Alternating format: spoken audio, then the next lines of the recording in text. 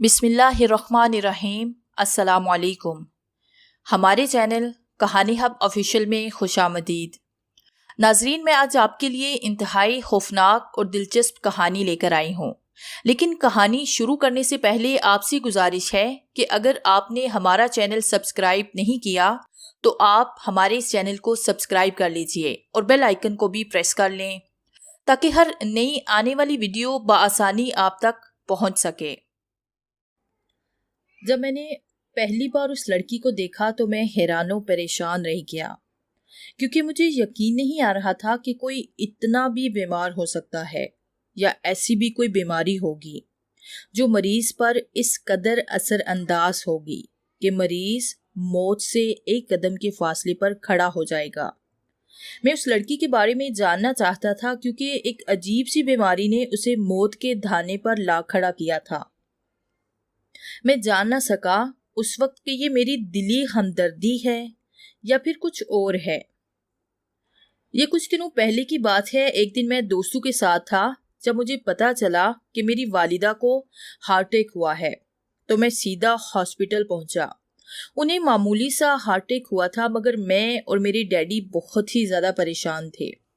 Hospital के नाम से ही मुझे वहशत महसूस होती है। हॉस्पिटल के अंदर फैली हुई बदबू मुझे सख्त नागवार गुजरती है। मैं कई सालों तक हॉस्पिटल नहीं गया था। जब मैं हॉस्पिटल पहुंचा तो मैंने अपनी जिंदगी का सबसे अजीबोगरीब इंसानी रूप देखा। यानी बिल्कुल मुख्तलिफ एक गंजी लड़की को देखा। वो लड़की व्हील चेयर पर बैठी थी और एक नर्स उसकी चेयर को आगे की तरफ ले जा रही थी। मैं बेसाख्ता उस लड़की को देखने लग गया।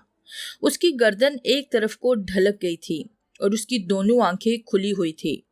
व्हील चेयर जब मेरी नज़रों के सामने से गुजर गई तब मैं होश की दुनिया में वापस आया। वो गंजी लड़की मुझे बहुत ही पुरइसरार दिखाई दी। मेरा नाम अयान है। मैंने उस लड़की का नाम हॉस्पिटल के नौ उम्र लड़के से मालूम कर लिया। वो अटेंडेंट था। उसके पास हॉस्पिटल के मरीजों की तफसीलात मौजूद थी।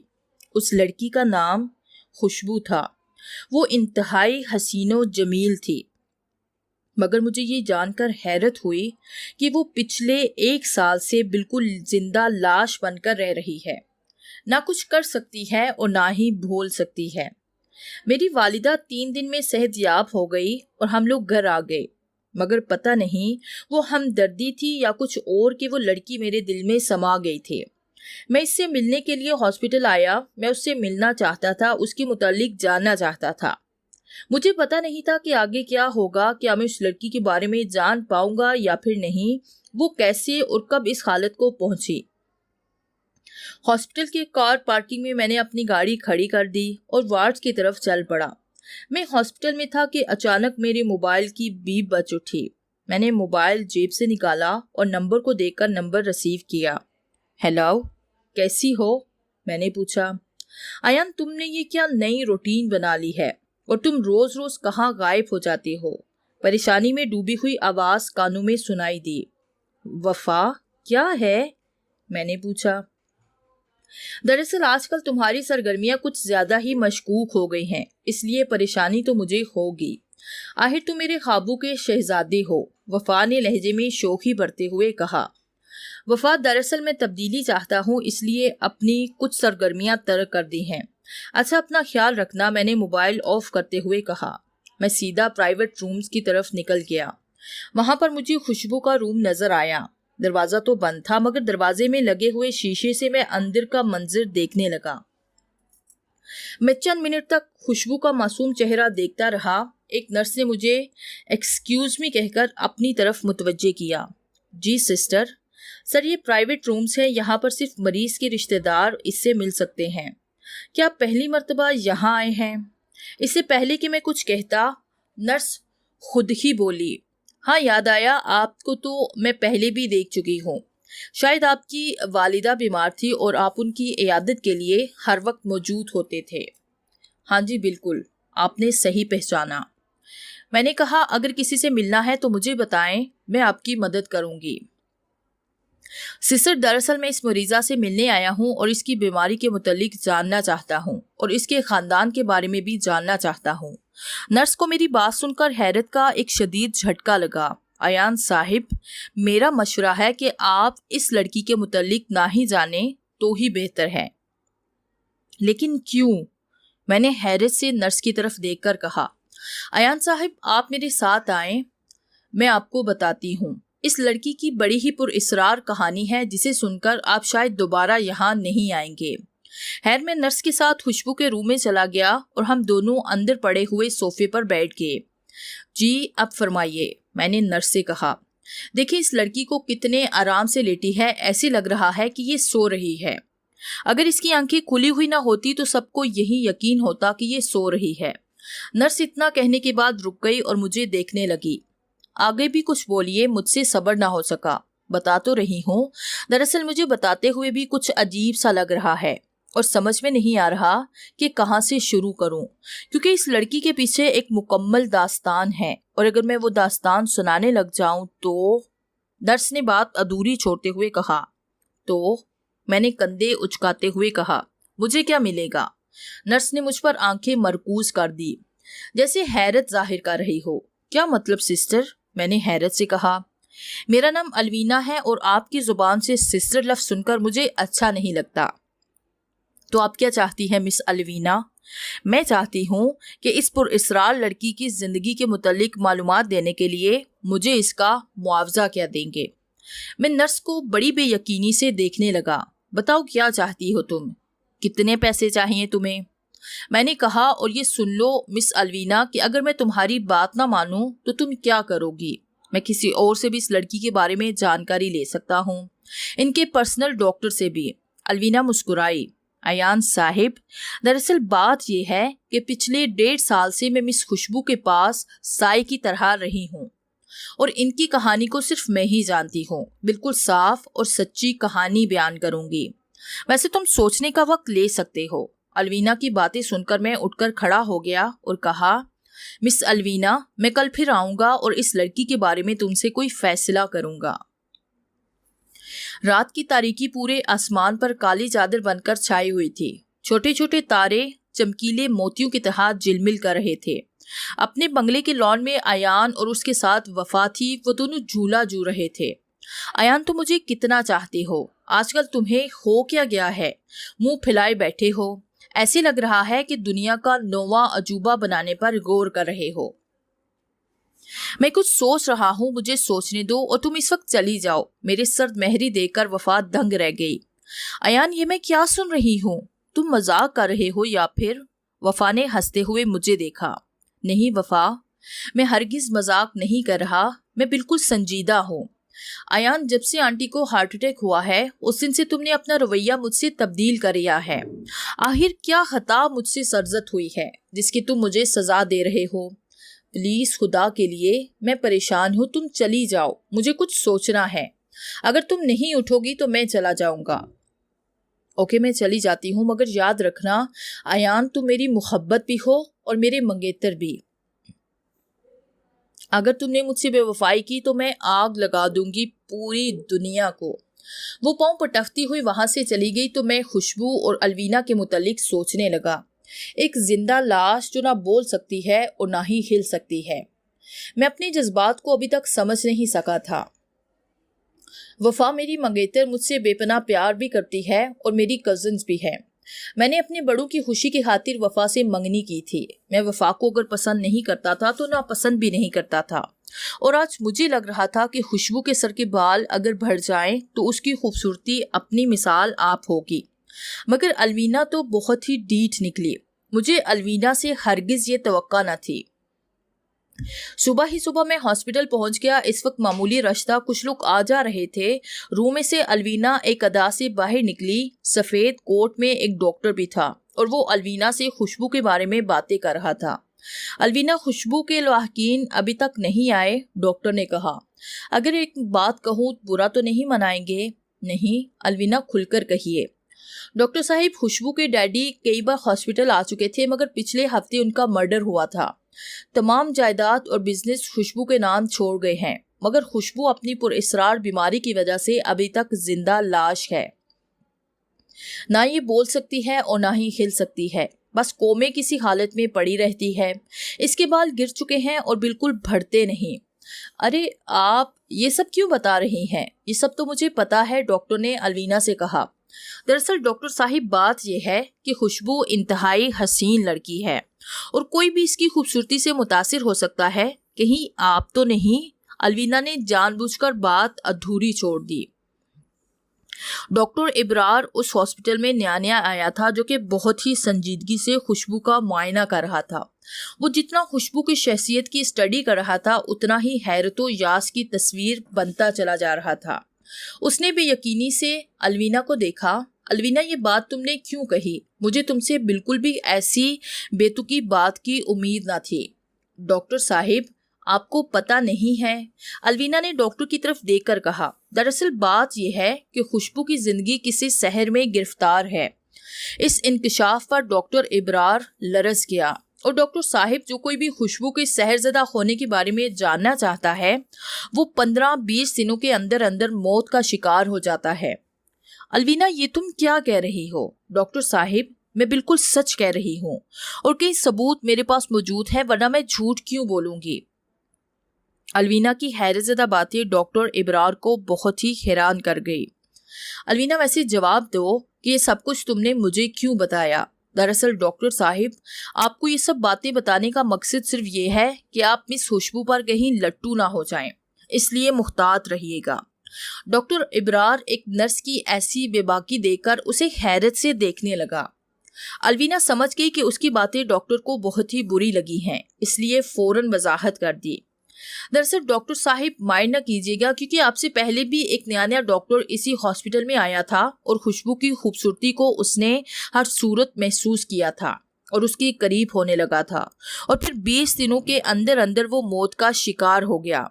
डॉक्टर अलवीना की बातें सुनकर वहां से चला गया। अलवीना अपनी जगह खड़ी मुस्कुराती रह गई। वफा सुबह ही सुबह डैडी के कमरे में वार्स हुई। ओहो माय स्वीट डॉटर, कैसी हो? मैं ठीक नहीं हूँ डैडी, वफा ने मुंह फुलाकर कहा। क्या हुआ जो मुंह आज टेढ़ा है? डैडी, अयान का रवैया मेरे साथ तब्दील हो चुका है और वो किसी और पर लट्टू हो चुका है। अगर इसी तरह चलता रहा तो कल को वो मंगनी की अंगूठी भी वापस भेज देगा, तब हमारा क्या होगा? ये सुनकर उसका बाप गुस्से से लाल पीला हो गया। ये तुम क्या कह रही हो बेटा? डैडी, मैं सच कह रही हूँ, अयान किसी और का असीर हो चुका है। बेटी, तुम बिल्कुल फिक्र ना करो, ऐसा कुछ भी नहीं होगा, क्योंकि मैं कभी भी बर्दाश्त नहीं कर सकूंगा कि मेरी बेटी की मंगनी टूट जाए। डैडी, आप क्या करेंगे? तुम क्या चाहती हो? मैं बहुत जल्द अयान से शादी करना चाहती हूँ। तुम्हारी आंटी और अंकल तो शादी के लिए मच रहे हैं। आज ही तुम्हारी शादी की बात करता हूँ उनसे, क्योंकि जब से तुम्हारी आंटी को हार्ट अटैक हुआ है, वो तुम्हारी शादी के लिए जल्दी कर रही है। ठीक है डैडी, अपन करीब कोई तारीख तय कर लें, इससे पहले कि अयान हमारे हाथों से निकल जाए। मैं उसे वक्त से पहले बेबस कर देना चाहती हूँ। बाप बेटी एक साथ मुस्कुराने लगे। दूसरी तरफ मुझसे नर्स अलवीना मोबाइल पर बातें कर रही थी। हम दोनों में ये तय हुआ कि अनकरीब हम दोनों किसी होटल में मिलेंगे। मैंने फैसला कर लिया था कि मैं खुशबू की पुरअसरार शख्सियत का एक एक राज अलवीना से मालूम कर लूँगा। इसलिए मैंने अलवीना से मुलाकात की दरख्वास्त की। दूसरे दिन मैं और अलवीना एक होटल में साथ बैठे हुए थे। मिस अलवीना, आपने क्या फैसला किया और कितने पैसे चाहिए? मैंने पूछा। यही कोई 50,000, अलवीना ने कंधे उचकाकर कहा। ओके, मिल जाएंगे तुम्हें पैसे। अब खुशबू की पुरअसरार कहानी मुझे शुरू से सुनाओ। सॉरी अयान साहिब, पहले मुझे पैसे चाहिए। अलवीना, क्या तुम मुझ पर इतना भरोसा भी नहीं कर सकती? अच्छा ये लो चेक, पूरे 50,000 का तुम्हारे सामने बनाता हूँ।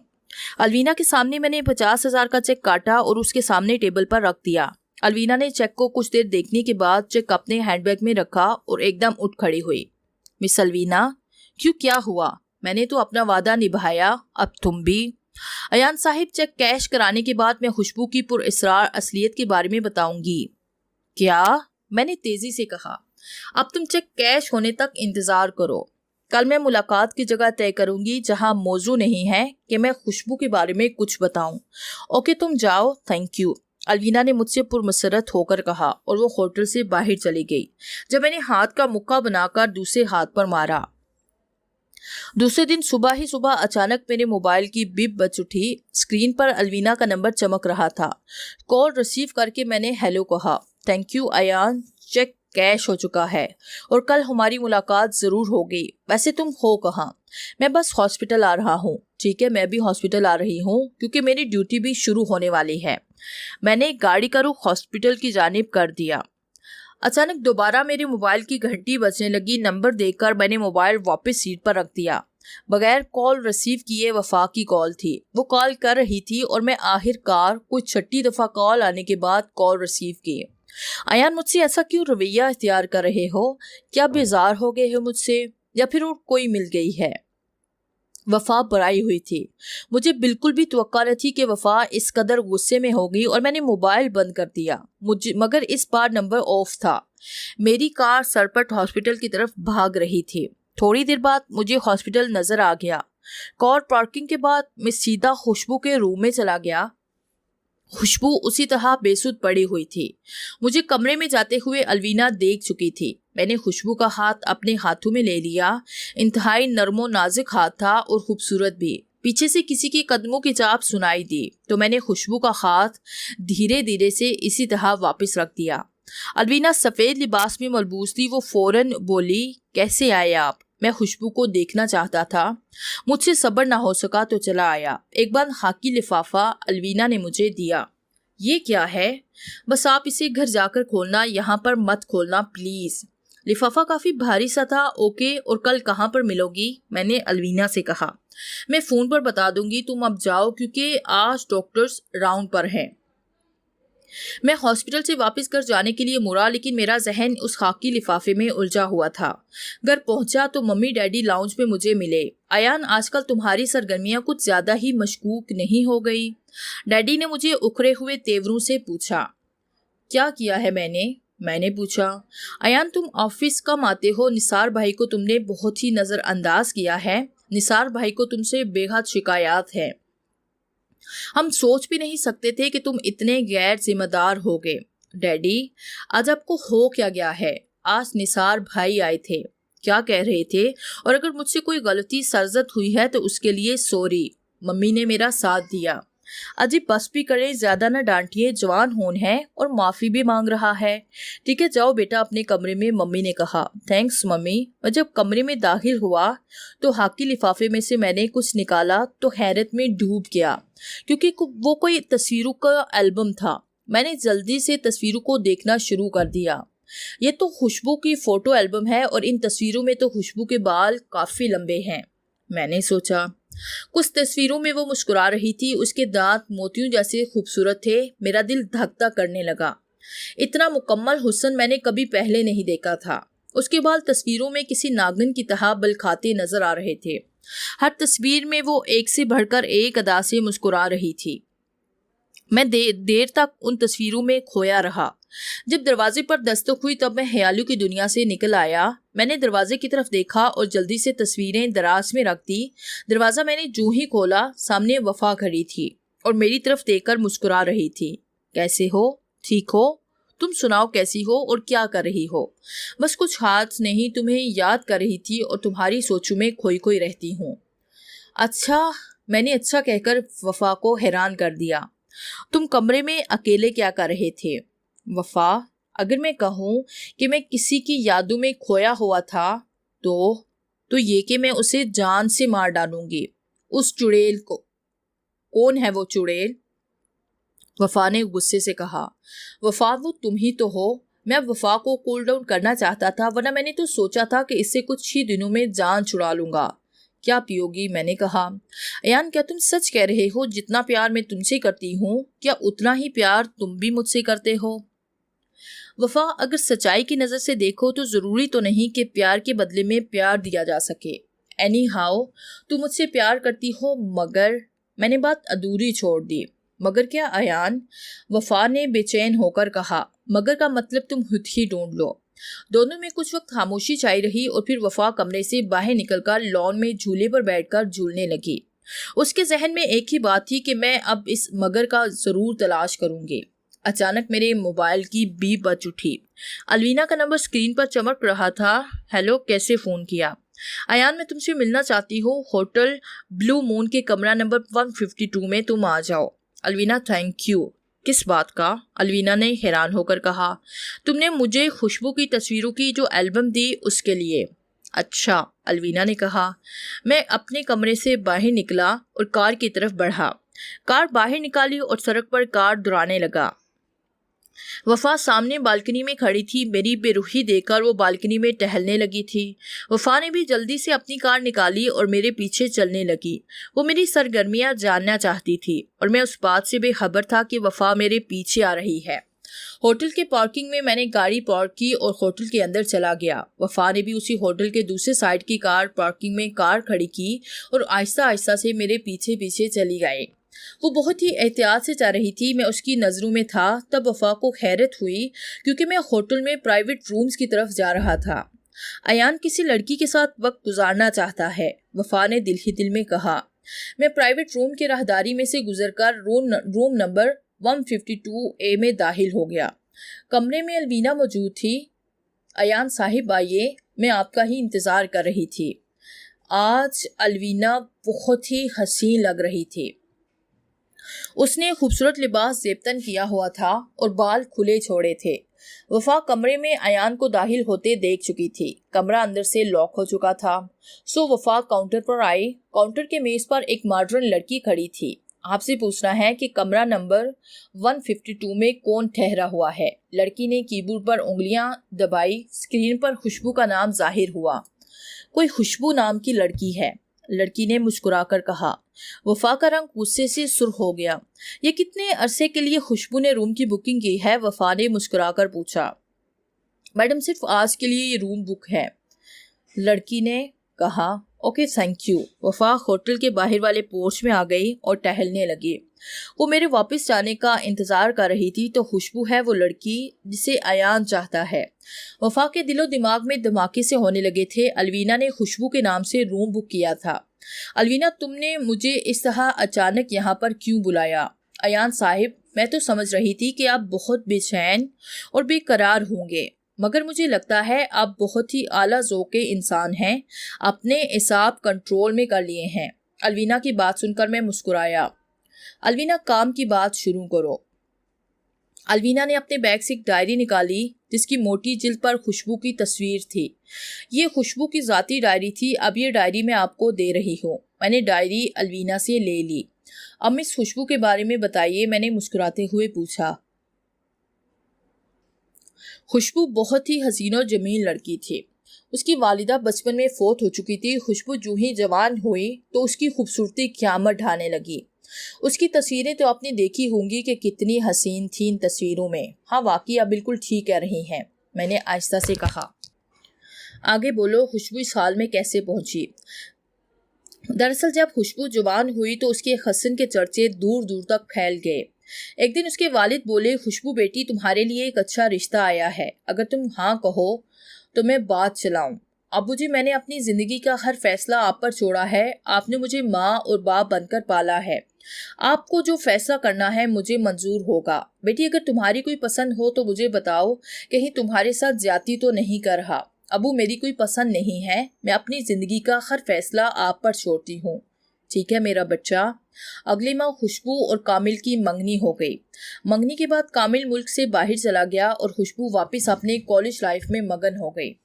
خوشبو نے اپنی منگنی کے بارے میں سارے کالج کو تو نہیں مگر اپنی بہترین سہیلیوں کو ضرور بتایا تھا، تو وہ اس کو کامل کے نام سے چھیڑنے لگی اور اس طرح خوشبو کی زندگی ایک نئے ڈگر پر چلنے لگی۔ ایک صبح کا آغاز نہایت ہی سہانا تھا کیونکہ خوشبو اس دن تیار ہو کر گھر سے کالج کے لیے نکل پڑی۔ وہ بے خیالی میں جا رہی تھی کہ اچانک زور سے کوئی لڑکا اس سے ٹکرا گیا۔ خوشبو کی نظریں اس لڑکے کی نظروں سے چار ہوئی۔ اس کی کتابیں گر کر بکھر چکی تھی اور وہ لڑکا تو جیسے ہوش و خاص کھو بیٹھا تھا۔ خوشبو نے بڑی مشکل سے اسے نگاہیں چڑھائی اور اپنی کتابیں وہاں سے سمیٹ کر چل پڑی۔ اگلے دن خوشبو کو وہ لڑکا کالج کے گیٹ کے باہر نظر آیا۔ خوشبو نے اسے نظر انداز کر دیا اور کالج میں چلی گئی۔ پھر وہ لڑکا خوشبو کو متواتر نظر آنے لگا اور ایک دن خوشبو کو پتہ چل گیا کہ وہ لڑکا صرف اس کے دیدار کے لیے کالج کے گیٹ کے سامنے کھڑا ہوتا ہے اور وہ خوشبو سے پیار کرنے لگا ہے، اور یہ انکشاف اس لڑکے نے خود خوشبو پر کیا تھا۔ خوشبو کو اس کی شکل سے نفرت ہونے لگی اور اس نے اسے اپنے منگیتر کامل کے بارے میں سب کچھ بتایا اور خبردار کیا کہ آئندہ میں تمہیں اپنے راستے میں نہ دیکھوں۔ اور پھر واقعی وہ لڑکا خوشبو کو نظر نہیں آیا، نہ کالج کے سامنے اور نہ کبھی راستے میں نظر آیا۔ ٹھیک ہے، ہفتے کے بعد اچانک خوشبو پر انکشاف ہوا کہ اس کا منگیتر کامل زندگی کی بازی ہار چکا ہے۔ خوشبو تو مان ہی نہیں سکتی تھی کہ کامل کار ایکسیڈنٹ میں مر سکتا ہے۔ بڑی مشکلوں سے خوشبو نے خود کو سنبھالا اور اپنی روزمرہ کی زندگی میں واپس لوٹ آئے۔ چند دن بعد دوبارہ وہ لڑکا کالج کے گیٹ کے سامنے نظر آیا۔ اس نے اپنا نام وجدان بتایا۔ خوشبو کو اس کی آنکھوں میں عجیب سا سحر نظر آتا تھا۔ ایک دن وجدان نے اس کی آنکھوں میں کچھ پڑھ کر پھونکا تو خوشبو دھیرے دھیرے اس کے پیار میں ڈوب گئی۔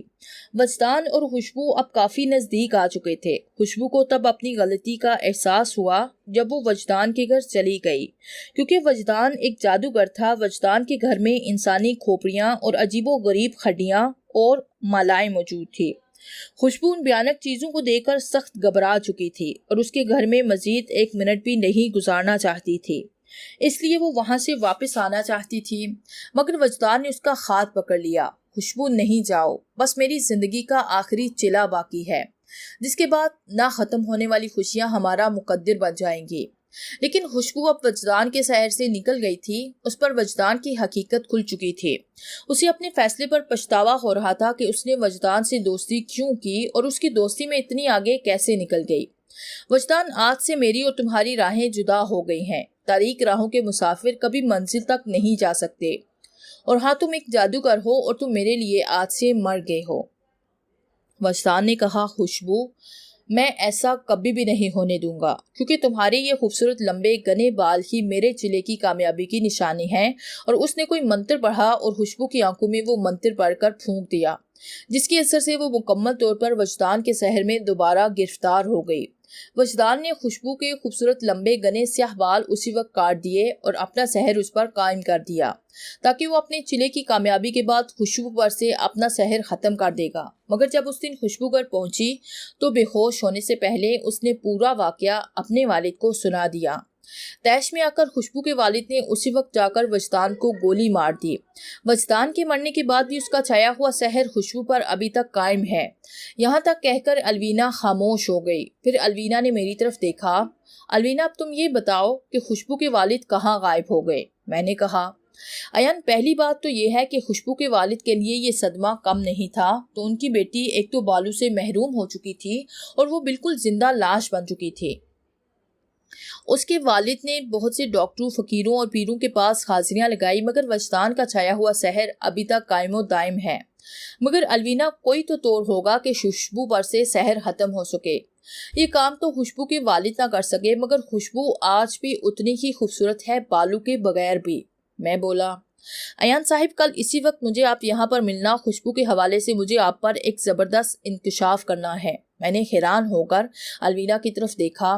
ویسے ایان صاحب، کہیں آپ خوشبو سے محبت تو نہیں کرنے لگے؟ میں نے کچھ نہ کہا اور خاموش رہا۔ میں نے کچھ دیر الوینا کو دیکھا اور پھر پوچھا، تمہیں کیا لگتا ہے؟ الوینا نے کہا، مجھے لگتا ہے کہ آپ خوشبو پر لٹو ہو چکے ہیں۔ میں نے اس بات میں سر ہلا دیا، ہاں، وہ ہے ہی اس قابل۔ میں نے کہا، ایان صاحب، آپ کی ایک خوبصورت منگیتر بھی ہے جس کا نام وفا ہے اور آپ سے بہت ہی محبت کرتی ہے۔ آپ خوشبو کا خیال اپنے دل سے نکال دیجئے۔ کیا کہا تم نے؟ میں غصے سے سرخ ہو گیا اور پھر کھڑا ہو گیا۔ دیکھیے ایان صاحب، آپ یہ سن لیں، خوشبو کی وجہ سے کئی قتل ہو چکے ہیں۔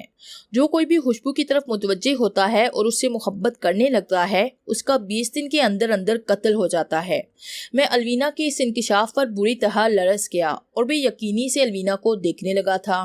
چلو کل ملنا، اب تم جاؤ اور دل کھول کر سوچو، اس کے والد نے خوشبو کو اس لیے چھوڑا ہے اور پھر وہ خود ملک سے باہر چلے گئے۔ وہ خوشبو کے لیے ہاسپٹل کی فیس بیچتے رہتے ہیں، اور یہ سب سن کر میرے ماتھے پر پسینے کے قطرے نمودار ہو چکے تھے۔ الوینا، کیا میں ایک سوال پوچھ سکتا ہوں؟ میں نے کہا، ہاں پوچھو۔ الوینا نے مسکرا کر کہا، اس زہر کو کیسے ختم کیا جا سکے گا؟ الوینا میری طرف دیکھنے لگی اور پھر پھیکی مسکراہٹ مسکرائی۔ مجھے کل رات تک اگر مزید 50,000 روپے دے سکتے ہو تو یہ راز میں تمہیں بتا سکتی ہوں۔ اب چلو 3 گھنٹوں سے تم یہاں میرے ساتھ ہو، ٹھیک ہے؟ مگر تم اتنی لالچی بھی ہو سکتی ہو، میں نے کبھی سوچا نہ تھا۔ مجھے خوشبو کو ہر قیمت پر بچانا ہوگا۔ ادھر میں لمبے لمبے ڈگ پڑتا ہوا روم سے نکل گیا۔ وفا غصے سے ٹہر رہی تھی۔ اس نے ایان کو باہر نکلتے دیکھا، وہ تیز سے چل رہا تھا اور گاڑی میں بیٹھ کر چلا گیا۔ ایان کی گاڑی جیسے ہی باہر نکلی تو وفا روم نمبر 152 کے سامنے آ گئی۔ اچانک اسے الوینا کمرے سے باہر نکلتی ہوئی صاف دکھائی دی۔ وفا اسے غور سے دیکھنے لگی اور اچانک اسے یاد آیا کہ اس نے اسے پہلے بھی کہیں دیکھا ہے، اور تب اس کے ذہن میں دھماکے سے ہونے لگے۔ یہ تو ہاسپٹل کی نرس ہے، جب آنٹی کو ہارٹ اٹیک ہوا تھا تب اسے میں نے وہاں دیکھا تھا۔ نرس اپنی موچ میں گزر رہی تھی، وہ بے دہانی سے وفا کے بالکل سامنے سے گزر گئی۔ تو یہ خوشبو ہے جس پر ایان بری طرح سے لٹو ہو چکا ہے۔ دونوں نے پچھلے 3 گھنٹے ایک ساتھ بند کمرے میں گزارے ہیں۔ کتنی شرم کی بات ہے۔ وہ یہ سوچ کر ہاس باختہ ہو گئی۔ اس سے پہلے کہ الوینا راہداری میں سے گزر کر کہیں غائب ہو جاتی، وفا نے دوڑ کر اس کے بائیں ہاتھ کو پکڑ کر زور سے اسے اپنی طرف کھینچ کر اپنی جانب کر لیا۔ الوینا اس حرکت پر سیخ پا ہو گئی۔ کیا بدتمیزی ہے، الوینا نے غصے سے کہا۔ تم یہاں تک بھی پہنچ گئی، الوینا نے وفا کو سامنے دیکھ کر طنز کیا۔ تم ایک معمولی لڑکی ہو کر ایان کے خواب کیسے دیکھ سکتی ہو؟ اور تم دونوں جو پچھلے 3 گھنٹے سے بند کمرے میں رنگ رلیاں منا رہے تھے، یہ 3 گھنٹے میں نے کمرے سے باہر کس اذیت میں گزارے ہیں؟ کتنوں کے ساتھ تمہارے چکر چلے ہوں گے، بے شرم بے حیا لڑکی۔ الوینا وفا کی بکواس سن کر بالکل بھی غصے نہ ہوئی، مگر تھوڑی سی نروس ضرور ہوئی تھی۔ مس وفا آؤ، ہم کمرے میں بھی بات کر سکتے ہیں۔ وفا نہ چاہتے ہوئے بھی اس کے ساتھ کمرے میں چلی گئی۔ اب کہو، ایان کو چھوڑنے کے لیے کیا قیمت دے سکتی ہو تو مجھے؟ الوینا نے ساری صورتحال سمجھ لی تھی اور اسے پتا چل چکا تھا کہ وفا غلط فہمی کا شکار ہے، اور اس کی غلط فہمی سے الوینا فائدہ اٹھانا چاہتی تھی۔ کیا؟ وفا کا منہ حیرت سے کھلا رہ گیا۔ تم اس کے پیسے سے پیار کرتی ہو یہ تو مجھے پتا تھا، مگر تم اتنی گھٹیا ہوگی یہ میں نے سوچا تک نہ تھا۔ تم یہ مت بھولنا کہ میرے پاس روپے کی کمی نہیں، مگر میں تمہیں 1 روپیہ بھی نہیں دوں گی، وفا نے آنکھیں نکال کر کہا۔ تب تک تم سلگتی رہنا، کل وہ پھر آئے گا اسی وقت جو آج آیا تھا، اور میرے ساتھ، الوینا نے مسکراتے ہوئے کہا۔ ایک زوردار تھپڑ وفا نے الوینا کے چہرے پر مارا۔ میں تمہیں جان سے مار دوں گی، اور اسے اگر وہ کل یہاں پر آیا تو آگ لگا دوں گی میں۔ میرا نام وفا ہے، اگر ایان کی بے وفائی واقعی سچ ثابت ہوئی تو زندہ تم بھی نہیں رہو گی، سمجھی تم؟ یہ تو ایک معمولی تھپڑ تھا، اگر وہ کل یہاں پر آیا تو میں تمہیں بہت بھیانک موت ماروں گی۔ وہ جانے کے لیے مڑی اور 2 قدم ہی چلی ہوگی کہ الوینا کی آواز سے اسے رکنا پڑا۔ جاتے جاتے ہماری بات بھی سنتے جاؤ۔ ایان بری طرح سے میرے پیار میں ڈوب چکا ہے۔ 5 لاکھ کی بہت بڑی رقم اس نے میرے نام کر دی ہے۔ اگر ایان کو تم پانا چاہتی ہو تو تم مجھے پورے 10 لاکھ کیش دے دو، ایان تمہارا ہو جائے گا۔ الوینا مسکرائی۔ شٹ اپ، ایان پاگل ہوگا جو اتنی بڑی اماؤنٹ تمہیں دے دے، مگر مجھ سے 1 روپے کی بھی توقع مت رکھنا۔ وہ تیز تیز قدم اٹھاتی ہوئی وہاں سے چلی گئی تو الوینا نے اپنے چہرے پر ہاتھ رکھا اور زور سے ہنس پڑی، شاید اپنی چالاکی پر یا وفا کی بے وقوفی پر۔ اس رات پوری طرح وفا بالکل بھی نہیں سوئی تھی، کیونکہ اس کے ذہن میں الوینا کی باتیں گردش کر رہی تھی۔ الوینا نے میری نیندیں اڑا دی تھی، اس قدر بھیانک انکشاف کیا تھا کہ میں خود کوئی بھی فیصلہ نہیں کر پا رہا تھا۔ الوینا خود بھی کشمش کا شکار تھی، اسے میرے فیصلے کا انتظار تھا جو کل میں کرنے والا تھا۔ نیا دن معمول کے مطابق شروع ہوا تھا۔ میں صبح بینک گیا، وہاں سے 5 لاکھ کی بڑی خطی رقم لے کر گھر آ گیا، اور پھر دوپہر کے وقت میں دوبارہ گھر سے نکلا۔ میں الوینا کے منہ پر رقم مارنا چاہتا تھا۔ میں نے پریشانی کے باعث وہ ڈائری بھی نہیں دیکھی تھی جو الوینا نے مجھے دی تھی۔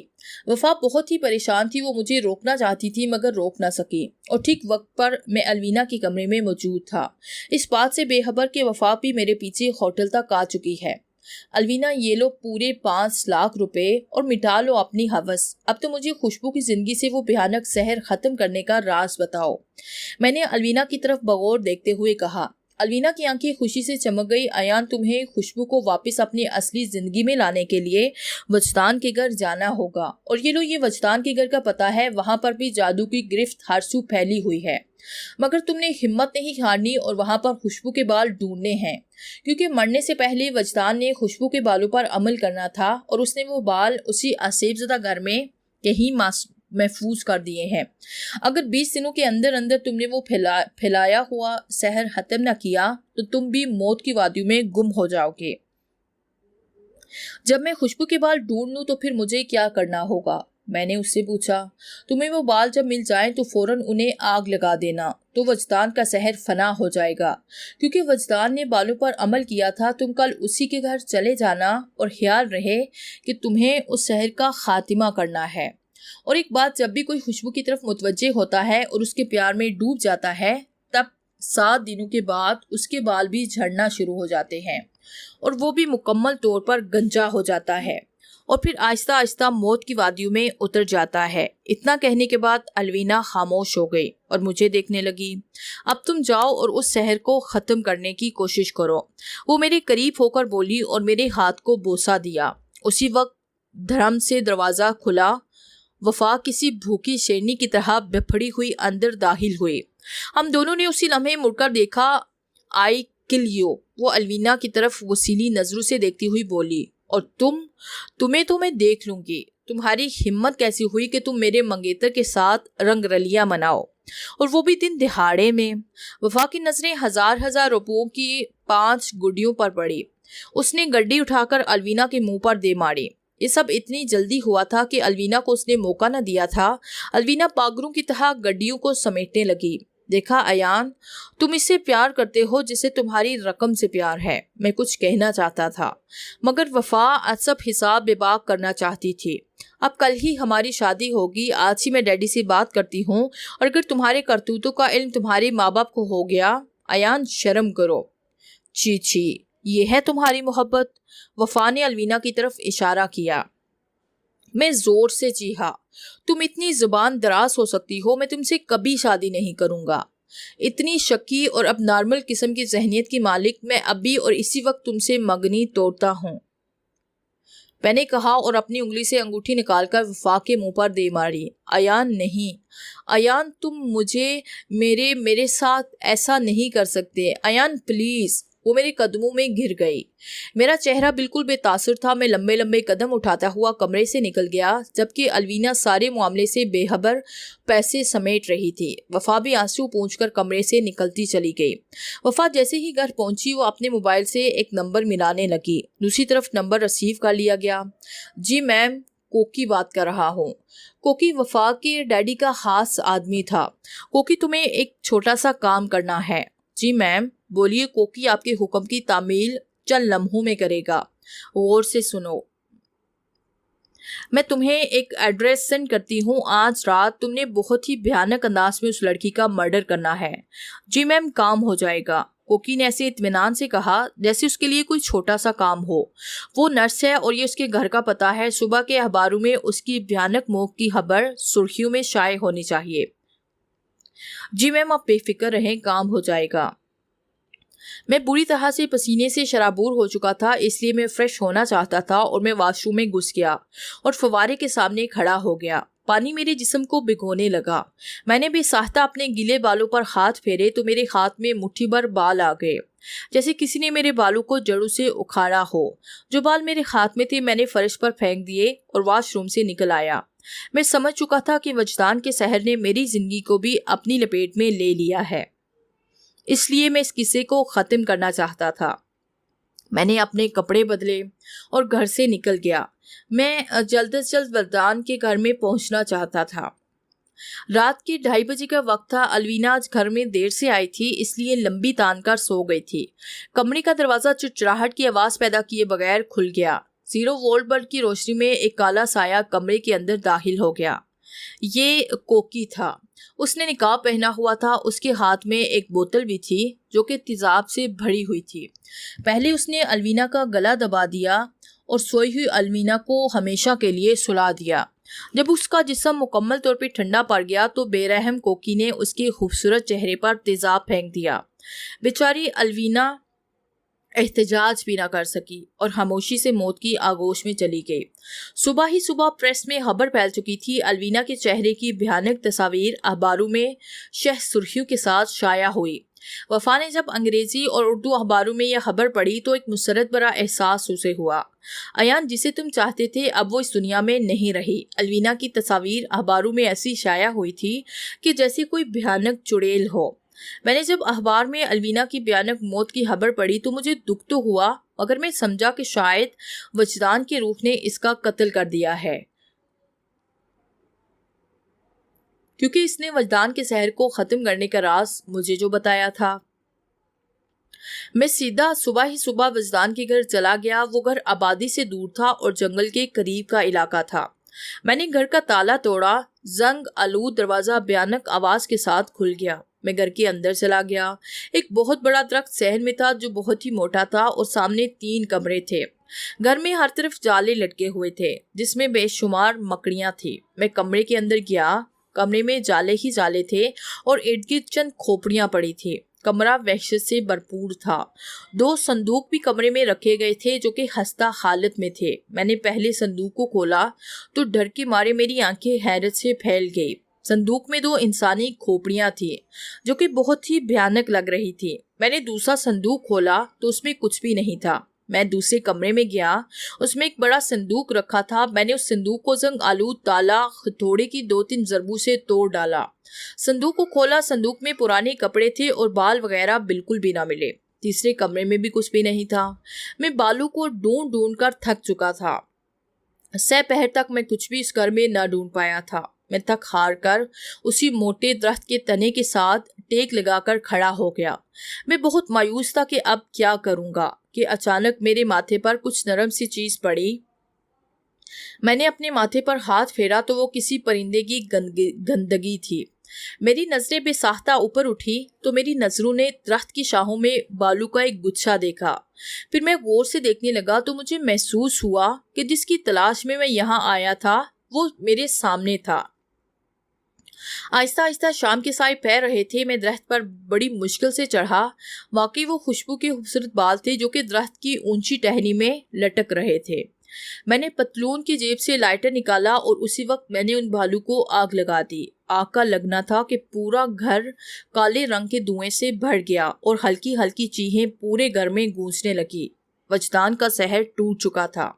میں خوشی کے مارے جلد سے جلد اڑ کر ہاسپٹل چلا جانا چاہتا تھا۔ خیر 1 گھنٹے کے بعد میں ہاسپٹل میں خوشبو کے روم میں موجود تھا۔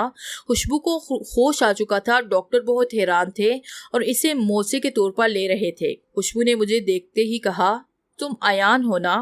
میں نے اس بات میں سر ہلا دیا تو وہ بولی، تم کئی بار ہاسپٹل آ چکے تھے اور کئی بار میں نے محسوس کیا کہ تم میرے لیے آتے ہو۔ میں نے پوچھا، تمہیں میرا نام کیسے پتا چلا؟ الوینا کے ساتھ جب تمہاری پہلی ملاقات تھی اور تم میرے کمرے میں تھے، تمہیں ایک مزے کی بات بتاؤں، جب بھی کوئی میری ہمدردی کی بنا پر مجھ سے قریب ہوتا تب کچھ دنوں کے لیے مجھے دکھائی اور سنائی بھی دیتا تھا۔ وجدان کا زہر کچھ کمزور کا ہو جاتا، لیکن میں زندہ لاش تھی، کچھ نہ کر سکتی تھی۔ خوشبو لیٹی ہوئی آہستہ آہستہ باتیں کر رہی تھی اور میں مسکرا رہا تھا۔ خوشبو، کیا تم حرکت کر سکتی ہو؟ اپنے پاؤں کو حرکت دو۔ میرے کہنے پر خوشبو نے ایسے ہی کیا، مگر وہ اپنے پیروں کو حرکت نہ دے سکی۔ تو میں نے ڈاکٹر ابرار کو بلایا اور ساری صورتحال بتا دی۔ مکمل معائنے کے بعد ڈاکٹر نے مجھ سے کہا، خوشبو کی ٹانگیں مسلسل لیٹے رہنے سے جم سی گئی ہیں۔ اگر مسلسل اس کے جسم اور ٹانگوں کو گرم رکھا جائے تو تقریباً 1 ماہ کے اندر اندر یہ چلنے پھرنے کے قابل ہو جائے گی۔ تھینک یو ڈاکٹر، میں نے کہا۔ ڈاکٹر نے کچھ میڈیسن بھی لکھی۔ چند دن بعد خوشبو اپنے گھر آ گئی۔ میں بہت خوش تھا اور زیادہ سے زیادہ وقت خوشبو کو دینا چاہتا تھا۔ میں ایک دن وفا میرے گھر آئی۔ میں گھر میں موجود نہیں تھا۔ پھر وہ ایک کمرے میں آئی۔ کمرے میں اس کی تصویر فریم میں لگی تھی، مگر اب نہیں تھی۔ اس کی نظریں بے ساختہ ایک ڈائری پر پڑی۔ اس نے ڈائری اٹھائی اور پڑھنے لگی۔ یہ وہی ڈائری تھی جو الوینا نے مجھے دی تھی۔ وفا نے ساری کہانی پڑھ لی۔ اس کی آنکھوں میں آنسو تیرنے لگے کیونکہ یہ کہانی خوشبو کی تھی جسے الوینا نے لکھا تھا۔ اس میں میرے اور خوشبو کے بارے میں بھی لکھا تھا وفا نے غلط فہمی کی بنا پر الوینا کے ساتھ اچھا نہ کیا تھا، اس لیے اب وہ میری زندگی میں مزید زہر نہیں گھولنا چاہتی تھی۔ اس لیے ساری حقیقت جاننے کے بعد اس نے منگنی کی انگوٹھی بھی واپس کر دی اور ہمیشہ ہمیشہ کے لیے ملک سے باہر چلی گئی۔ 1 مہینہ کب گزرا کسی کو پتہ نہ چلا۔ میں نے خوشبو کے جسم کو حرارت پہنچانے کے لیے بہت زیادہ کوشش کی تھی اور اسے چلنے پھرنے کے قابل کر دیا تھا۔ اس کے بال تیزی سے بڑھ چکے تھے۔ پہلے اسے آہستہ آہستہ بیساکھیوں کی مدد سے چلنے میں مدد دی گئی اور پھر وہ آہستہ آہستہ چلنے لگی۔ اب وہ بالکل نارمل انداز میں چل رہی تھی۔ میں اس کے ساتھ تھا۔ ایک دن میں نے کہا، خوشبو کیا تم مجھ سے شادی کرو گی؟ ایان تم نے میری خوشیاں واپس لوٹائی ہیں، تم میرے لیے فرشتے کا درجہ رکھتے ہو جسے اللہ نے وسیلہ بنا کر بھیجا۔ یہ بتاؤ کہ کیا تم مجھ مصیبت زدہ بے سہارا لڑکی سے شادی کرو گے؟ تم نے ناممکن کو ممکن کر دیا ہے۔ واقعی محبت کی طاقت بہت طاقتور ہوتی ہے۔ میں نے خوشبو کو اپنے بازو میں بھینچ لیا اور پھر اگلے ہی ہفتے ہم دونوں کی